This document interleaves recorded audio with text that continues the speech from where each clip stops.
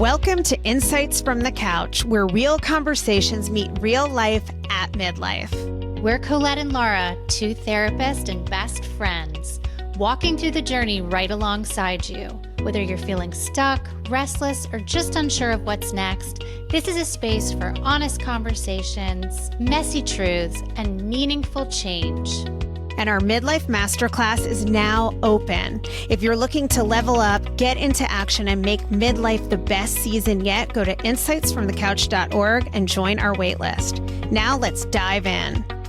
Welcome back to Insights from the Couch, guys. We're so excited for today's episode. We have a very special guest, Dr. Rachel Goldman, or you may know her as Dr. Rachel. She's a regular on Oprah. She's been on Mel Robbins. She's everywhere.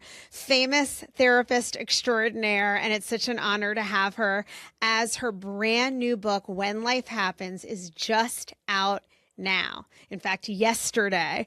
So it's thrilling that you're here for launch week and you guys go get this book. It's going to change your life. So first of all, welcome, Dr. Rachel. Thank you for being here. Oh my gosh, thank you so much. I'm so honored and just so grateful to be here with you today. So just thank you for everything, especially given everything that you've also been going through in the past few months with your books. So I really appreciate it. Thank you. Thank you. Well, we're thrilled to have you. And before we dive into the book and all the great nuggets of wisdom, tell our listeners a little bit about you, because you have so many areas of expertise and you do a lot of cool work. So give us the download on that. Sure. Thank you. So yeah, I'm a clinical psychologist. I'm here in New York City. I'm also clinical assistant professor in the Department of Psychiatry at the NYU Grossman School of Medicine. I previously worked at Bellevue for about 5.5 years, and I continue to do didactics and training and supervision with psychiatry residents at NYU.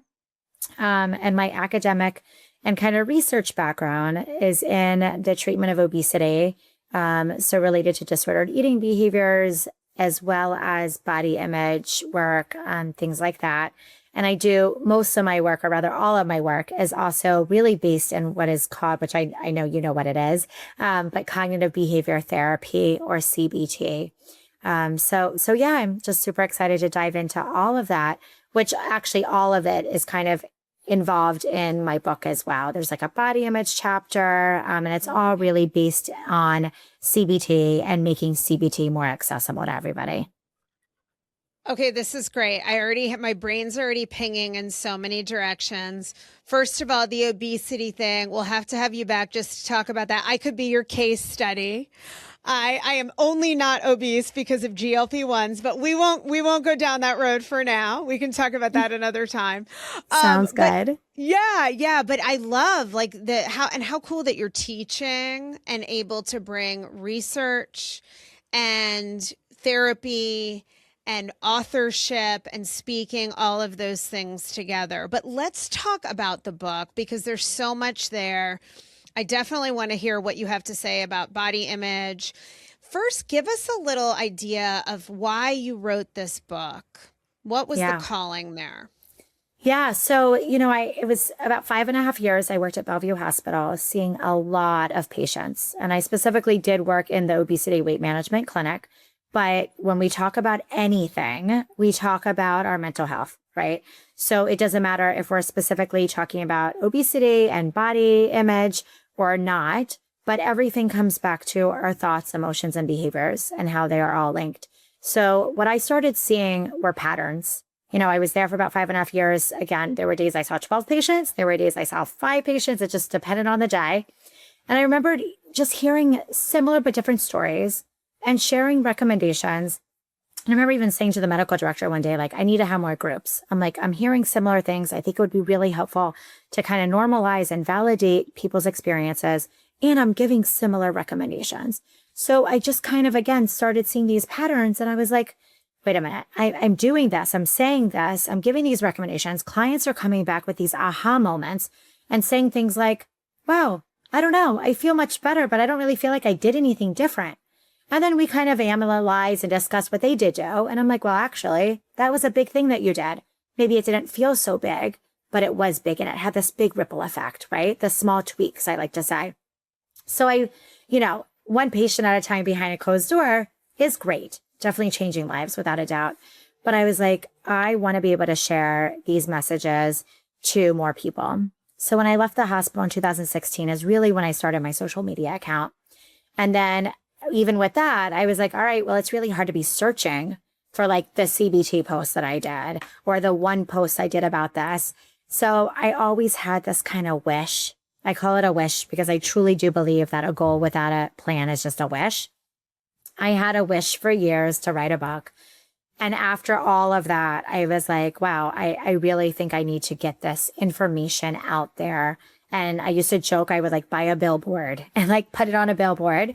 Then we had social media, we had books. And I just really wanted to put all of those things in a book and really make CBT more accessible because I really truly believe that there are small tweaks that we can all do. And I use the word tweak for a reason.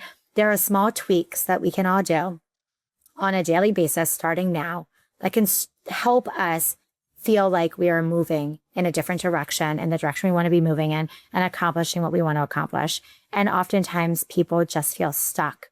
And then the overwhelming feelings come. I have to change everything. And that's really scary. So again, it's really just kind of reeling it back in and being like, no, you don't have to change everything.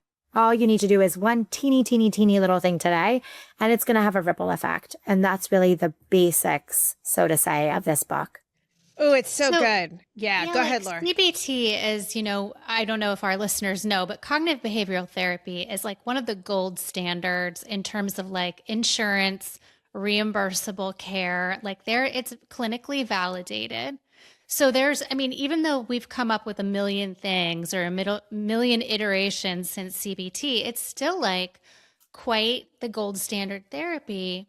And, and you tell me, like, you go in at the level of thought, but you can also go in at the level of behavior.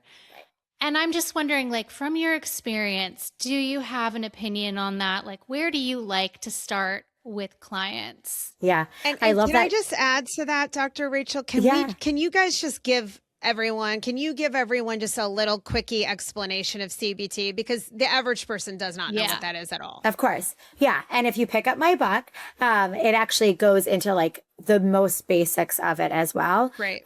Which, at the most basic level, it's this idea that our thoughts, emotions, and behaviors are all linked. And because they influence each other, as Laura just said, we can start with the thought, the cognition, the cognitive part, or we can start with the behavior, and then it influences and impacts each other. So if you have an unhelpful thought, that's going to impact how you feel. That feeling or emotion is then going to lead to a certain behavior, and it becomes kind of this cycle. In CBT, there really is what it's called the cognitive triad, which is a triangle. I actually, in the book, made it a little more round and put double arrows because I truly do believe that it's more of a cycle and there's no end point. They all kind of lead into each other. So that's the most basic part of it. And it's a type of therapy that's also very directive. It's challenging. It's goal-oriented. It is, a form of, so to say, talk therapy. But again, it's more of a team approach with you and your therapist. You're not just your therapist isn't just sitting there in silence going, how does that make you feel? So it is, a little bit of a different proactive approach. And the question that you asked, Laura, I love because in the book, I have a few different chapters. There's 2 chapters on power of thoughts and really diving deep into our thoughts, why we have thoughts that we have, how to tweak them, things like that. And then there's a behavior chapter as well. And the reason that it's so important that I have both of those chapters is because not everybody can work with the thoughts first. For some people, you really need to just get going. You just got to do it, right? I kind of joke and I put this in the book, but Nike got it right. Like there is something to the just do it phrase. And it really depends on the person. So just like I say to residents that I supervise, you have to know your client. And you have to be able to know them and what they're capable of doing and what they want to do in terms of which one you want to start with. What I tend to do is in getting to know my clients, I will start identifying like, oh, they're having a lot of unhelpful thoughts, right? So maybe I would start acknowledging and repeating them back to them, like, oh, hold on. You just said you should do whatever. and maybe I'll start with that if I'm hearing a lot of those patterns, or if I'm hearing that somebody's really like stuck behaviorally and they're like, I got to just get to the gym. I don't know. These thoughts are keeping me stuck. Sometimes I'll say, let's put the thoughts aside for a minute. What would it look like to just do it? What would it look like to just get started for 5 minutes? What would it look like to just show up to the gym? Don't work out. Just show up today. Yeah. Like taking it back. But it really depends on the person and the goals in terms of which one I would start with. Yeah. Yeah, it is different for each person. I mean, some of my clients really need evidence. And this is something just to intersect it with the weight loss thing, because I don't have a single woman that I've worked with where we haven't brushed up against her body image. Like it's Sure. always a part of the session. And you'll just find anecdotally that if they're in a really good place physically, it suddenly provides so much momentum for their thoughts. Like if there's evidence there that they're changing, that they can suddenly get much more expansive thinking. I'm sure you see this all the time. Yeah, it's so true. And to be honest, that's why I put a body image chapter in the book. Yeah. It wasn't there initially. So when I first did my outline, I didn't even think to put body image in it. And most people just assumed that my first book would be about body image or the treatment of obesity. And it wasn't. I kind of thought if I ever wrote a book, I want to do this one first. And as I was writing it, I was like, wait a minute. I'm like, how do I not bring body image into this conversation? Right? Like, especially like, the book is marketed more towards women. And because every client of mine really comes to me in some way or another related to body image or, feeling stuck. And like you said, their body image and the way that or their relationship with food and all these things end up coming up. So once I kind of talk about the power of our thoughts and shifting the way that we see things, I then bring it more internal. And I'm like, okay, now let's look at you. Let's look at you and how you see yourself and what can we do to help build that confidence related to body image as well. Mm-hmm. Are there specific things you find really help with improving body image? Well, I mean, if I told you all of them, I'd be giving the book away. Well, maybe like one thing is a great takeaway for someone who's listening. Yeah. No, of course. And I'm going to say it's actually one that I spoke about with a client today. And it's one that people have heard me speak about a lot, is that I don't think people realize it as much until they do it, but what we wear matters. So like, yeah. So literally like if you are in a yucky mood and you're about to, like, for instance, I'll just use this as an example. I was wearing my When Life Happens t-shirt without my blazer. And I was like, do I wear the blazer? Do I not? And I was like, no, you know what? I want that little boost of confidence. So I just like went and put my blazer on, and it really is all related, right? So again, thoughts, emotions, behaviors, simply putting something on that makes you feel good or that you feel confident in. Absolutely. I mean, I even said the word feel when I was saying that, right? It absolutely influences how you feel. And then that influences how you show up. So if you have any self-doubt, like I have a client that's a musician and I tell them all the time, like, put on the outfit and be the rock star that you are when you go to do that performance. Like even if you're not in the mood, even if there's self-doubt, like you're going to put on the outfit and you're going to show up. Right. And I think a great example of that is during the pandemic. I mean, I remember so many of my clients would show up kind of being like, blah. And I was like, why don't we put on some earrings? Why don't we try to put a little lip gloss on? Why don't we try to, get dressed a little differently? And it automatically, almost immediately shifts the way that we feel. So that's just like a small tweak that we can all do today, right? Like just think about what you're wearing and how it makes you feel. I love that. It's like acting as if.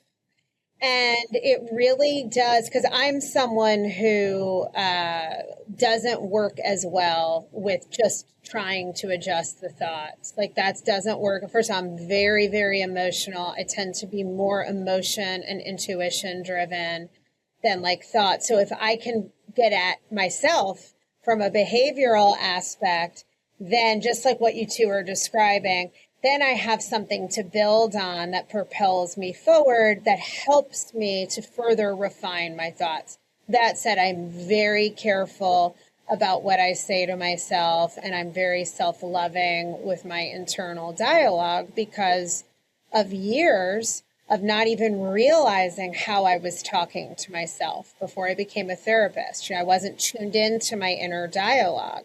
So do you get into a lot of that in the book, like how you talk to yourself and the power of that inner dialogue?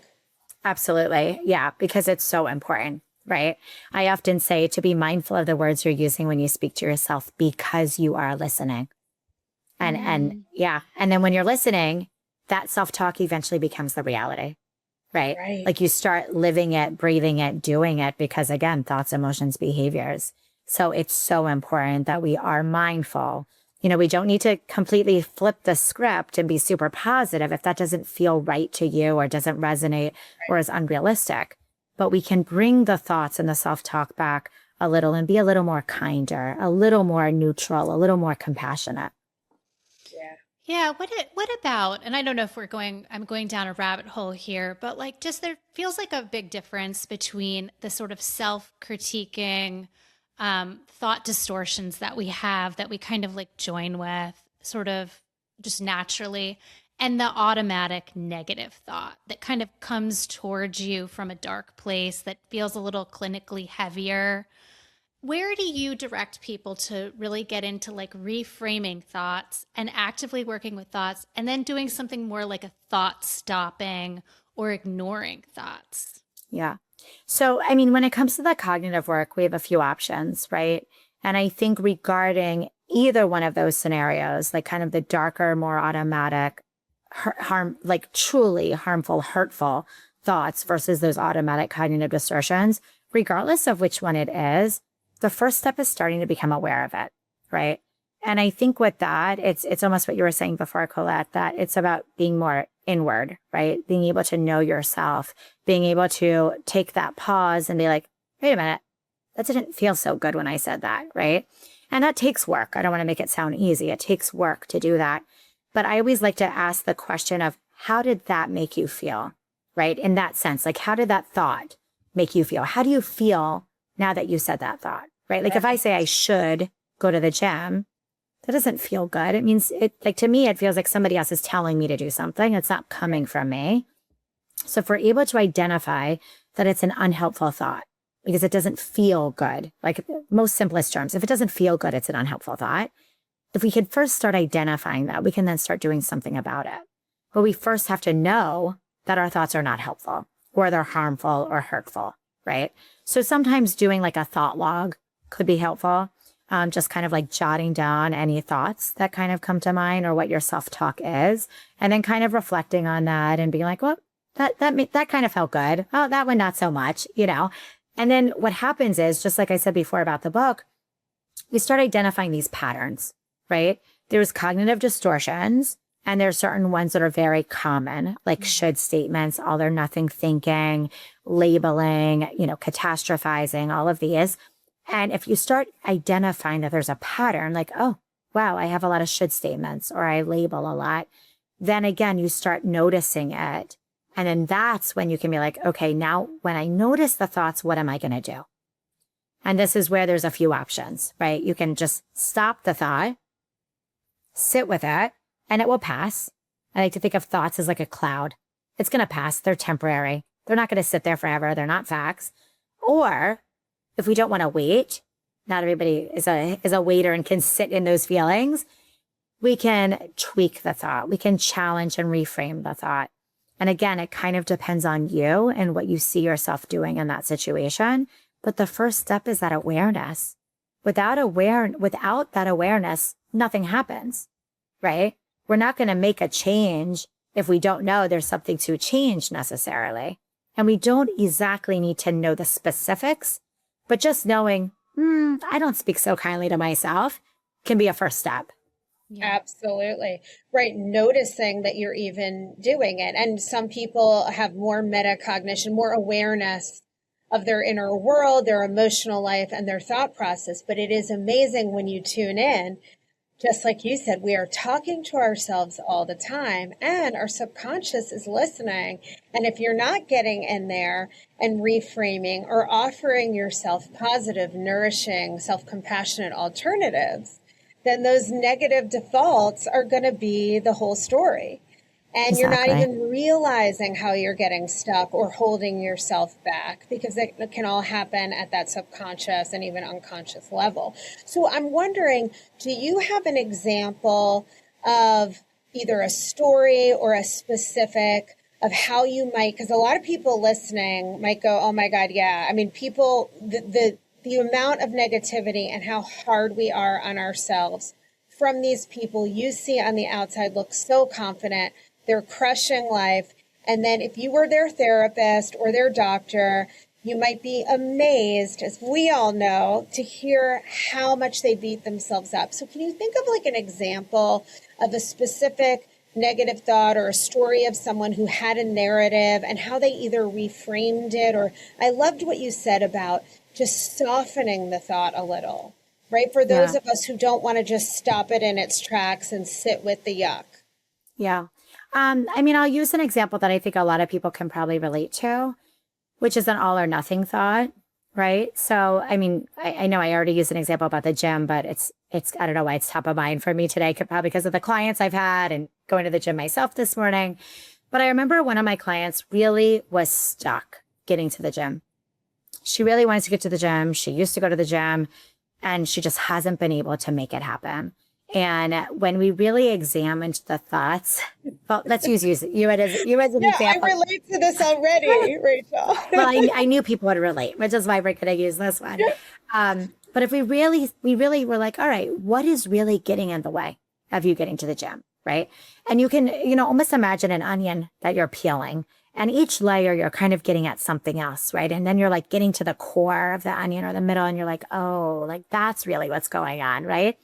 For many people, I mean, there's a lot of things. There could be fear of like, I don't know what to do when I get to the gym. I've never been to the gym. I haven't been in a while. Maybe I look different. Maybe my clothes don't feel so good. Maybe you need to buy new gym clothes, things like that. But what I often hear is, well, I don't have an hour. And I'm like, okay, so what? So you don't have an hour. What if you have 20 minutes? Oh, but 20 minutes isn't a workout, is what I hear from my clients. I don't believe that, and I'll get to that. Right. But so I remember, this is lots of clients, not one in particular. And I often say something is better than nothing. So the thought of I don't have an hour and 20 minutes isn't a workout is actually keeping you stuck exactly where you are. And you are never going to get to the gym. Fact. You will never get to the gym with that thought process. But if we are kinder and we tweak that thought, less rigid, less all or nothing, what if I only have 20 minutes? What if I just go to the gym for 20 minutes? What if I just take a walk for 20 minutes? But then reframing, or rather redefining what a workout means to you. Because my client that I'm thinking of at this time, I was like, well, that's not a workout. I'm like, well, then what's a workout? Let's think about redefining what that means for you, right? Because to me, a workout could just be moving my body. Yes, there's different types of workouts. We can get more specific, right? But if you're doing nothing, I would much rather you do something for 20 minutes than nothing. So we have to really take a step back and think of ways to loosen the grip a little bit, right? That all or nothing thinking is very rigid. So I think that's just a common example of how our thoughts can really keep us stuck. And then this aha moment of like, actually 20 minutes of something. And then eventually that client actually got to the gym. And they reframed the way they thought about workouts. It's like, oh, I can actually get an incredible workout in 20 minutes. Who knew? And by the way, you can. Yes, Absolutely. you can. Like, that's a viable, you don't have to build up to an hour. Like 20 minutes is a success.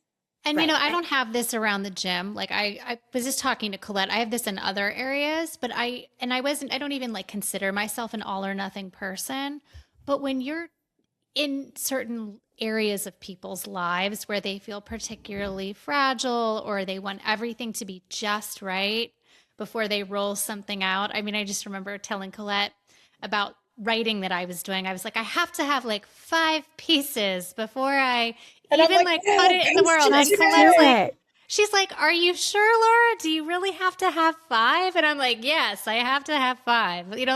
But I'm just thinking, no, I just have to approach the thing. Like even in the half-assed way, you do it just to get the rep in, just to get the believability going that yes, I can do this. Yeah. And it will grow. Exactly. And if you would have waited, which maybe you did, but if you would have waited for the 5. Still waiting. Right. That's what I was going to say. Just like if you're waiting for the hour to go to the gym, you may never find that hour. Right. So we can either, again, do the behavior, right? We can either just get started, or we can tweak the thought and be like, okay, something's better than nothing. Ooh, or that's again, hard for women. It's hard. It's so hard. It because is so hard. Perfectionism. Yeah, perfectionism is such a crippler. And of course, so many people don't identify with what perfectionism really is because they misunderstand it, thinking, well, I'm never perfect at anything, so I'm not a perfectionist. But it really is these ways that we feel like we can't show up until it's all buttoned up, until we're ready, until we have the hour, until the writing's perfected. And, Right. you know, this is something that I think you got to do it messy, and reframing your thoughts is a big part of that. Gives you the permission and the ability to get started and to actually then experience that the world doesn't end when you go to the gym and you're there for 5 minutes and you come home. And in fact, I'll just share, because we're on this. I went to the gym yesterday. I'm someone who used to work out, who's worked out very regularly almost my entire life, with very few times that I haven't done that. I have not worked out much over the last year. I've stopped and started a million times. And so I went, I felt so, you know, I felt like everyone was looking at me, like seeing how flabby I was. I mean, it really is unbelievable what we can put ourselves through in the mental gymnastics of the mind. I ended up having a lovely workout. I have lost a lot of ground. I gave myself a lot of kind messaging about that and a lot of validation for showing up. I had the best day. I'm sore today, and I've already made a time to go back on Wednesday with my dad again, because I think I need him to get me to go. And even if I work out my dad's done with his workout in 20 minutes. That's why I'm like, 20 minutes is good, right? So it was the genesis of this forward motion was sitting with the thought, noticing it, allowing myself to sit with some discomfort, and writing a little bit of a new and softened story that allowed me to take some action. Yeah. And I love, you know, part of what you said was that you thought ahead and anticipated what you might feel if somebody had said to you, you lost X amount of muscle, right? Because actually that's why I wrote the book.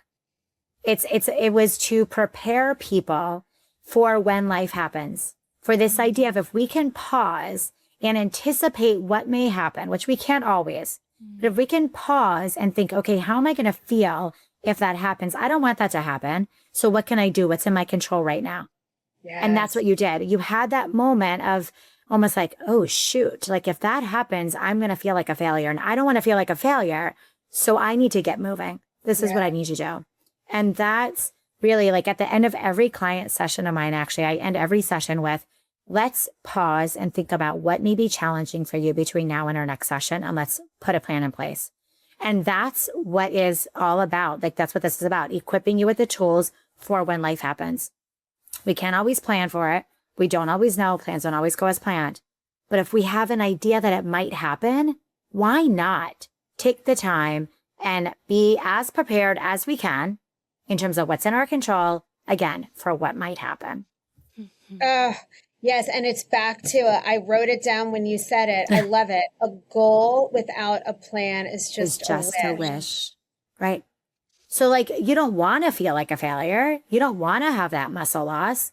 But if you don't actually do something about it, you can look back and be like, well, that was a wish. That was it. You know, that was it. Yeah. And the plan has always been too big. It's always been like, oh my God, like Laura knows I bought all these sessions at F45. It's always like, I'm going to be going to the gym every day. As soon as I get time and space from the book, bullshit. My life is never going to have more space. The busyness isn't ending. So it has to be made smaller. And there has to be a plan for just some action. And I think this is applicable, whatever your thoughts are or whatever your goals are. It has to get tactical, and working with your thoughts and feelings and your behaviors and how they all work together. It's essential. Without that, you keep spinning in place. But how you describe it, Colette, like how you're talking to yourself and coaching yourself. I mean, this is what you get with a good therapist, right? Like you're obviously really good with working with yourself, like giving yourself grace and whittling it down to a smaller bite and saying, how might I feel? But I think for the average client, these thoughts move very quickly and it can get negative real quick. And people either avoid or shame. And that's why it's like, therapy provides the space to slow this stuff way down. And Dr. Rachel's book. Yeah. But I mean, I was just going to say that, I think somewhere in the beginning of the book, when I talk about it, I actually say, like you don't need a complete overhaul. I think like if we think of New Year's resolutions, we think of these big lofty wishes. They're not really goals, right? These big lofty wishes that we want to accomplish. And people are like, oh my God, I have to change my whole life. But no, like we really just start with the teeniest, smallest step. And that could be being aware of your thoughts. That could be taking a step, getting in the gym. It's really about what we can do today. It's not about waiting till Monday. It's not about next month or next year, but it's the teeniest little step. And you don't need an overhaul. If we think we need to do all that, it never happens. I often say you might do it for a week. Like you might do it for a few days. But it's not sustainable. It's going to be too difficult. You're going to give up and you're going to be like, oh my God, this is impossible. And then you're back to square one again. And that's the whole story of January 1st, right? Exactly. Yes. Yeah, it's not sustainable. So this is the way to really change your life. And I love that you're bringing attention to not needing an overhaul, because I think that's how people feel, right? Oh, I'm not going to change anything because what I have to change is so much. I just rather kind of like tunnel up and keep doing what I'm doing. And one day I'll take care of it. I'll have time. Right. One day my life will just change and I'm going to have all the time in the world to do all of these things. But that time never comes. Never. No. And yet we also have it. We also have it. There's time to make small changes. Yes. We can all create the time. We can all find the moments. We can carve out the moments, right? Like it could literally be taking an extra sip of water. Like we can find the time to do that if you want to focus on hydration, right? You can find the time to make a healthier choice when it comes to food or moving your body a little bit more. We don't need these huge overhauls that just never are going to happen.